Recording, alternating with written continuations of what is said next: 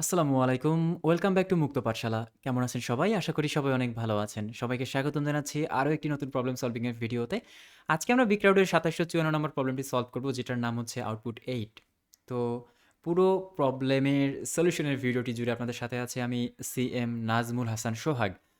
And এখানে দেখেন, আমাদেরকে কিন্তু কোনো ইনপুট নিতে বলা হচ্ছে না, জাস্ট আউটপুটে দেখাতে বলা হয়েছে, এরকম একটা অবস্থা। সো ইনপুট যেহেতু নিতে বলা হচ্ছে না, সুতরাং আমাদেরকে তারা মান দিয়ে দিয়েছে। একটা হচ্ছে 234.345 এবং আরেকটা হচ্ছে 45.698।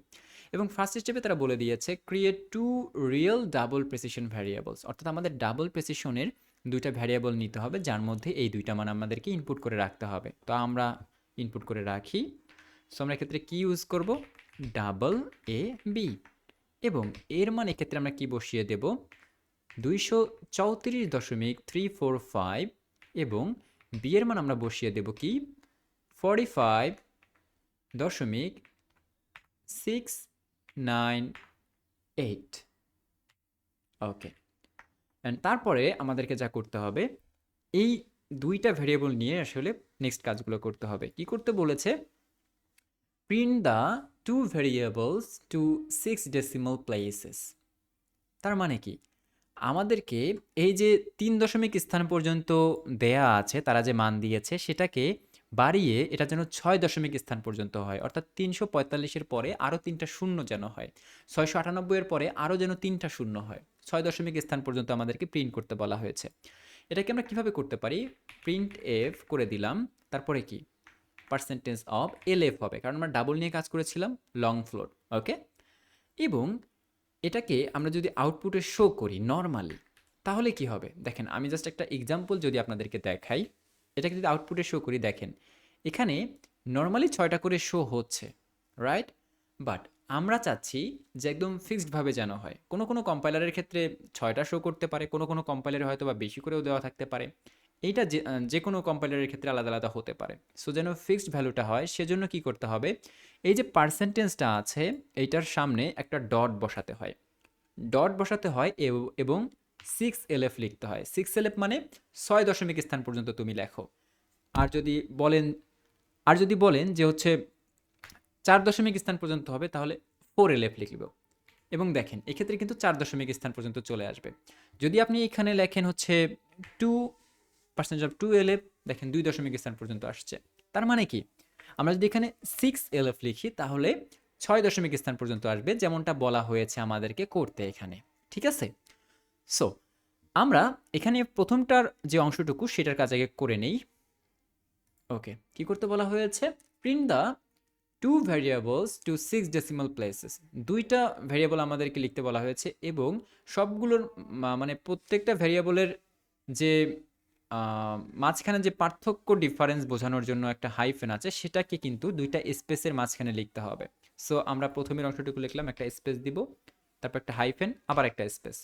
এবং একইভাবে কি করতে পারি? আমরা এই অংশটুকুকে যদি কপি করে নেই আমাদের কাজের সুবিধার্থে, তাহলে আমরা এটাকে এখানে পেস্ট করে দিলাম এবং কমা দিয়ে সেকেন্ড লাইনটাতে কি বলবে? বি এর মান।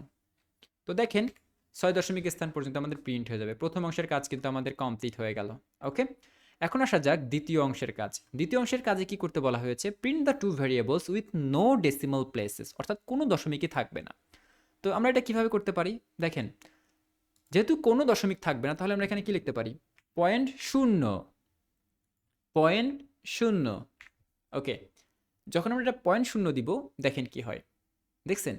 কোনো কিন্তু দশমিক নাই এই অংশটুকু থেকে। আমরা ইনলাইন দেইনি, তাই আসলে এরকম হচ্ছে। ইনলাইন দিয়ে দেই।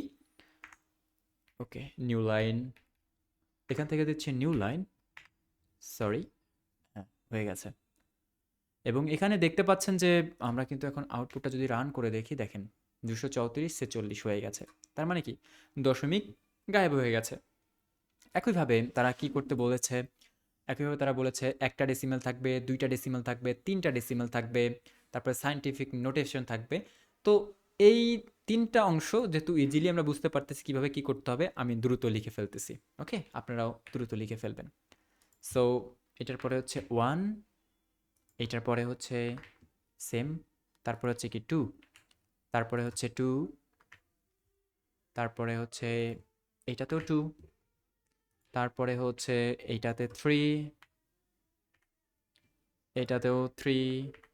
আমরা যদি এতটুকু পর্যন্ত রান করে দেখি, দেখেন যে আমাদের কিন্তু 1 2 3 পর্যন্ত হয়ে গেছে। এরপরে আসতেছে হচ্ছে সায়েন্টিফিক নোটেশন। ওকে, সো সায়েন্টিফিক নোটেশনে আমরা কিভাবে লিখব, এটা আসলে তারা নির্দিষ্ট করে দেয়নি যে কি পর্যন্ত লিখতে হবে, বাট তারপরেও আমি দেখাচ্ছি। Print the two variables with scientific notation with ছোট হাতেরই, মানে হচ্ছে কি ছোট হাতের যে অ্যালফাবেট ই আছে সেটাতে। সায়েন্টিফিক নোটেশন আমরা বড় হাতেরও লিখি, অনেক সময় ছোট হাতেরও লিখি। সো এখানে তারা প্রথমেই ইন্ডিকেট করে দিয়েছে ছোট হাতের লিখতে হবে। তো আমরা যদি এটাকে এভাবে দেই, এক্ষেত্রে কি হবে, পার্সেন্টেজ অফ ছোট হাতেরই, তারপরে পার্সেন্টেজ অফ এটাতেও ছোট হাতেরই হয়ে গেল। এবং যেহেতু প্রথমটা ছোট হাতের হয়ে গেল, এই যে দেখেন চলে এসেছে আমাদের আউটপুট অনুযায়ী। দ্বিতীয়টা কিভাবে হবে বড় হাতের আনার জন্য, এটা হবে হচ্ছে বড় হাতেরই। That's it. ওকে, বড় হাতেরই। আবার যদি আমরা রান করে দেখি, দেখেন প্রথমটা ছোট হাতের ছিল, তারপর একটা বড় হাতের হয়ে গেল। এবং সবার শেষে কি আসতেছে, সবার শেষে আসতেছে কি, print the two variables with use the shortest representation with E or E without semicolon. Okay, print the two variables with the use the shortest representation with E or E. তার মানে কি, শর্টেস্ট সব থেকে সংক্ষিপ্তভাবে যেটাকে represent করা যায়, অর্থাৎ এইটার যে মানে রেগুলার ভ্যালুটা আছে সেটাকে আমাদের প্রিন্ট করতে বলেছে। তার মানে কি 0.3 পর্যন্ত আমাদের প্রিন্ট করতে হবে। একইভাবে print the two variables with the use the shortest representation with E or E without semicolon. Okay, so এখানে যেহেতু এটাতেও শর্টেস্ট ফর্ম ইউজ করতে বলা হয়েছে, এটাতেও শর্টেস্ট ফর্ম ইউজ করতে বলা হয়েছে, তার মানে কি যে ভ্যারিয়েবলগুলো দেওয়া আছে সেটাই দিতে হবে, এর থেকে যেন বেশি দশমিক স্থান পর্যন্ত না যায়। তার মানে 3 দশমিক স্থান পর্যন্তই আমাদেরকে কাজ করতে হবে। সো এটাকেই যদি আমরা এই লাইনটাকে যদি আমরা কপি করে নেই তাহলেই কিন্তু হয়ে যাবে, অথবা আমরা চাইলে স্পেসিফিকভাবে লিখতেও পারি। ওকে, ওরা একই জিনিস দুইবার রিপিট করতে বলেছে।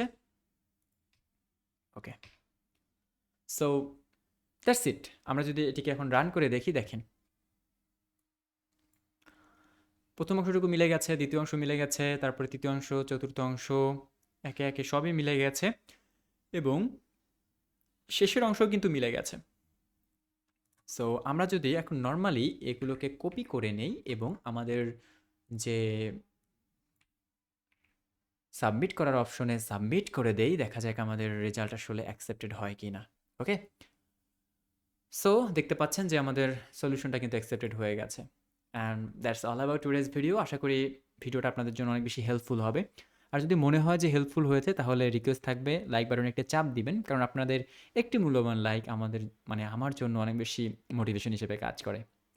সো দেখা হচ্ছে পরবর্তী কোনো ভিডিওতে। টিল দেন সবাই ভালো থাকবেন, সুস্থ থাকবেন এবং আমার জন্য দোয়া করবেন। আল্লাহ হাফেজ।